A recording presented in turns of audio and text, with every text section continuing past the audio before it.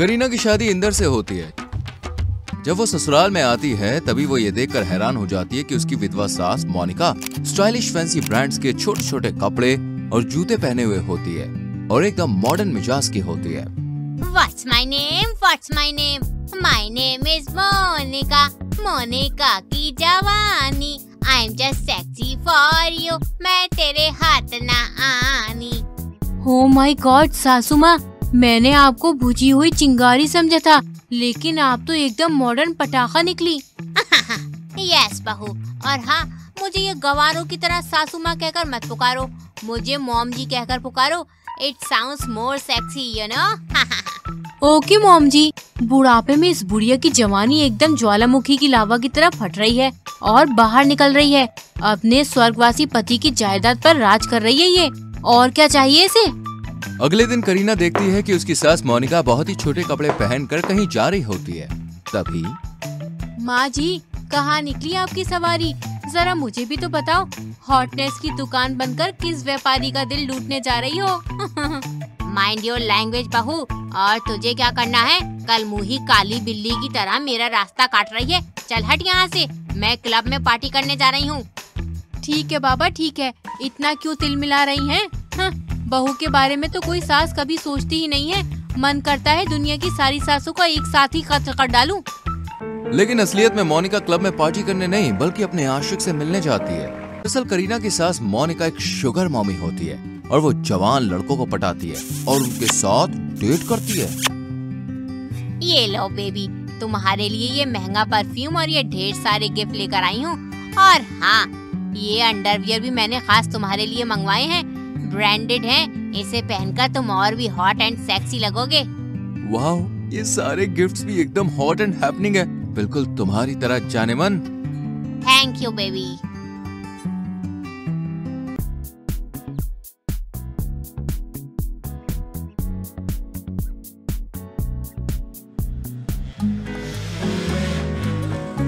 मोनिका का एक बॉयफ्रेंड नहीं होता, वो ऐसे कई सारे लड़कों को एक साथ घुमाती है, उनके लिए महंगे महंगे तोहफे खरीदती है, उनके साथ 5 स्टार होटल्स में जाकर रोमांटिक टाइम स्पेंड करती है।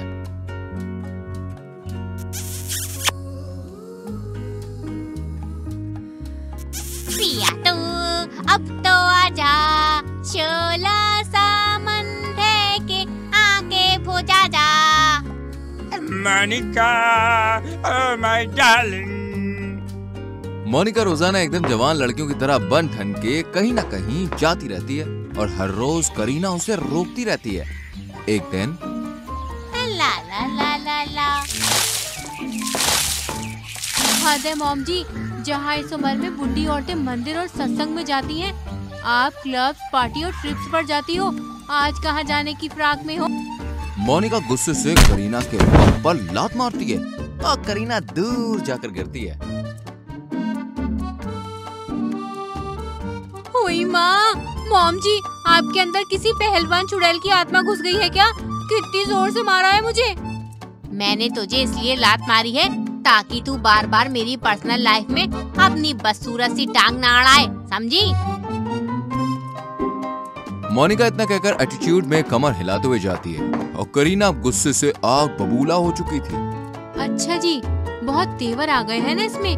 इसकी सारी जवानी का बुखार मैं एक ही बार में उतार दूंगी, लेकिन अभी फिलहाल के लिए मुझे ये पता करना है कि ये आखिर रोजाना जाती कहाँ है और क्या है इसकी पर्सनल लाइफ का राज। बेवकूफ चुड़ैल बुढ़िया, मार मार कर भरता बना दूंगी एक दिन इसका। करीना मोनिका पर 24 घंटे नजर रखती है। वो 1 से 2 बार उसके पीछे भी जाती है, ये पता करने कि आखिर वो कहाँ जाती है, लेकिन वो पता नहीं कर पाती है। फिर एक दिन जब करीना और इंदर 2 दिनों के लिए कहीं घूमने जाते हैं, तभी मोनिका अपने न्यू बॉयफ्रेंड शैंकी को घर पे बुलाती है। ओह मोनिका डार्लिंग, तुम इन छोटे कपड़ों में आग लगा रही हो आग। अब जब घर में कोई नहीं है तो हम अपने रोमांस की गाड़ी को शुरू करें या नहीं? वेट बेबी, मैं तुम्हारे लिए गिफ्ट लेकर आई हूँ, अभी लेकर आती हूँ। तब तक तुम बेड पर आराम करो। Okay sweetheart. लेकिन मौसम में खराबी होने के कारण इंदर और करीना अपना प्लान कैंसिल करके घर लौट आते हैं। और जब करीना अपनी सास के रूम का दरवाजा खोलती है तब वो शैंकी को देखकर बिल्कुल हैरान रह जाती है। तुम? बेबी, ये तुम्हारे लिए प्यारा सा गिफ्ट। ओ तुम यहाँ? मॉम जी, इसका मतलब ये शैंकी आपका बॉयफ्रेंड है? तभी मोनिका की बोलती बंद हो जाती है। तुम दोनों एक दूसरे को कैसे जानते हो? और अब करीना की बोलती बंद पड़ जाती है। वो एक मिनट, मैं बताता हूँ तुम्हें। एक्चुअली करीना मेरी एक्स गर्लफ्रेंड है। क्या? उतने में वहाँ पर इंदर आता है और वो शैंकी और मोनिका को छोटे कपड़ों में देखकर और करीना को उस कमरे में उनसे बातें करता हुआ देखता है तो बिल्कुल हैरान और भौचक्का रह जाता है। अरे ये सब क्या हो रहा है यहाँ? मॉम, ये सब क्या है? कौन है ये लड़का और कौन किसकी एक्स गर्लफ्रेंड है? मोनिका, शैंकी और करीना तीनों की सिट्टी पिट्टी गुम हो जाती है। भाई आपको क्या लगता है, क्या इंदर को पता चल जाएगा अपनी मॉम की शुगर मॉमी होने का सच? और तो और डेट पर भी जाते हुए देखती है। और अगर पता चल गया तो क्या बवाल होगा। नकुल और प्रीति दोनों शादीशुदा होते हैं, लेकिन शादी के बाद जब भी प्रीति नकुल के करीब जाती है तभी नकुल उसे दूर भगाता है। आजा आजा आजा आजा पिया के बाजार में, आजा आजा आजा, आ जाओ ना बेबी। अरे प्रीति, मुझे इस तरह मत छुओ, मुझे वो ऑफिस जाना है। अरे लेट हो रहा है, सॉरी। बेकरार करके हमें यूं न जाइए, आपको हमारी कसम लौट आइए। बाय प्रीति। नकुल फटाफट घर के बाहर निकल जाता है और प्रीति आज भी उसके साथ सुहाग रात नहीं मना पाती है। पता नहीं कब खुलेगा ये बंद ताला और कब बुझेगी मेरे प्यासे जिस्म की प्यास। हाय, कहीं मैं प्यासी ही न मर जाऊं। प्रीति ये बात जाकर अपनी बचपन की बेस्ट फ्रेंड से कहती है। तभी उसकी बेस्ट फ्रेंड नताशा उसे एक टिप देती है। ये देख प्रीति, ये साटन की नाइटी पहन और एकदम हॉट एंड सेक्सी अंदाज में जीजू को सीड्यूस कर, फिर देखना वो कैसे तेरे ही इशारों पर नाचेंगे। ओके नताशा, थैंक यू यार। बस अब मेरे पति के लेटे हुए जज्बात खड़े हो जाएं और मेरे अंदर की आग किसी तरह बुझ जाए। टेंशन न ले बेब, मेरी नमकीन सी बेस्टी की आज की रात पक्का यादगार रहने वाली है। रात में जब नकुल जॉब से घर आता है तभी प्रीति साटिन के नाइटी पहनकर डाइनिंग टेबल पर लेटी होती है। आइए मेहरबा, बैठिए जाने जा, शौक से लीजिए इश्क के इम्तिहान, आइए मेहरबा। प्रीति, आज मैं बहुत थका हुआ हूँ, मैंने बाहर से खाना खा लिया था। लेकिन नकुल बेबी, तुम ऐसे कैसे कर सकते हो मेरे साथ? शादी को 1 महीना हो गया है। 1 महीने में बाकी कपल्स की 100 बार सुहागरात हो जाती है, लेकिन हमारी एक बार भी नहीं हुई है। प्रीति, मेरी तबीयत भी ठीक नहीं है, try to understand please. Okay ठीक है। एक दिन जब प्रीति बाजार से घर लौटती है तभी वो नकुल को अपने रूम में किसी से हंसते हुए बात करते हुए देखती है। हाँ बाबा, मैं मिलूंगा ना तुम्हें कल। यस, कल तुम्हारा बर्थडे। अरे कल मैंने तुम्हारे लिए कुछ स्पेशल प्लान किया है। अरे अभी बता दिया तो क्या सरप्राइज रह जाएगा भला। क्या ये नकुल जानू किसे कह रहा है? आखिर माजरा क्या है? प्रीति रूम में आती है और नकुल से उसका फोन छीन लेती है। तभी देखती है कि नकुल उसके फ्रेंड से बात कर रहा था। क्या तुम भी प्रीति खामखा मुझ पे शक करती हो? अरे कल मेरे फ्रेंड लक्ष्य की बेटी का बर्थडे है, इसलिए मैं उसकी बेटी के साथ बात कर रहा था। अब छोटे बच्चों को बेबी नहीं कहूंगा तो क्या मैं आंटी कहूँ? अरे हद होती है यार प्रीति। आई एम सॉरी नकुल, चलो इसी बात पे मुझे एक किस दे दो। मेरे होठ बहुत सूख गए हैं, इन्हें थोड़ा गीला कर दो ना बेबी। अरे वो एक्चुअली मैंने अभी तक ब्रश नहीं किया है बेबी, मैं जा रहा हूँ फ्रेश होने। लेकिन नकुल। I'm sorry ना सोना। नकुल टॉवल उठाकर बाथरूम में चला जाता है। फिर एक दिन जब प्रीति नकुल के कपड़ों को वॉशिंग मशीन में डालने जाती है तभी उसकी शर्ट से एक परफ्यूम की खुशबू आती है। ये क्या? ये खुशबू तो किसी मेल परफ्यूम की है, लेकिन नकुल तो परफ्यूम लगाता ही नहीं है, शायद किसी फ्रेंड का लगा लिया होगा। लेकिन कुछ दिनों के बाद प्रीति की फ्रेंड नताशा उसे कुछ ऐसा बताती है जिसे सुन के प्रीति के होश उड़ जाते हैं।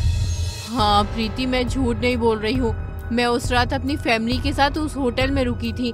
तभी मैंने जीजू को एक होटल रूम से बाहर निकलते हुए देखा और उनके साथ एक और आदमी था जो अपने शर्ट के बटन्स लगाते हुए बाहर निकल रहा था। लेकिन नताशा, 2 आदमी एक रूम में क्या ही करेंगे? हो रही होगी कोई बिजनेस मीटिंग उनकी। नहीं नताशा, मैं उस आदमी को जानती हूँ जो जीजू के साथ था। वो मेरे बगल वाली बिल्डिंग में ही रहता है। और वो कौन है ये सुनकर तेरे पैरों तले जमीन खिसक जाएगी। नताशा और प्रीति उस दिन नकुल का पीछा करते हैं और देखते हैं कि नकुल एक आदमी के पास जाता है और दोनों एक सीक्रेट जगह पे मिलते हैं और एक दूसरे को गले लगाते हैं, बिल्कुल वैसे ही जैसे एक कपल एक दूसरे को गले लगाता है। I love you Karan. I love you too Nakul. क्या इसका मतलब तुम एक गे हो नकुल? अब तो मैं समझ गई हूँ उस मेल फ्रेंड को बेबी बोलने और मेल परफ्यूम के पीछे का माजरा। चलो नकुल, और तुम भी चलो। नकुल और उसका बॉयफ्रेंड करण प्रीति को देखकर बिल्कुल हैरान थे। वो उन दोनों को पूरे परिवार के सामने ले जाती है और तभी, हाँ प्रीति, मैं एक गे हूँ।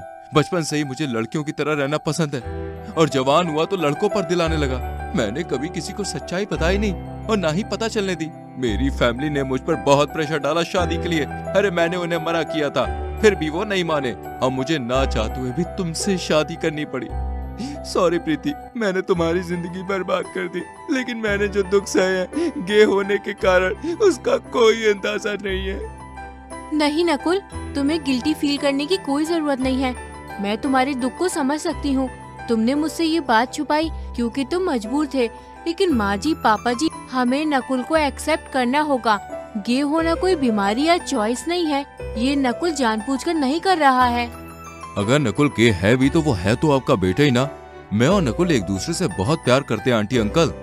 मुझे माफ कर दे बेटा, मैंने और तेरे पापा ने तुझे कभी समझा ही नहीं।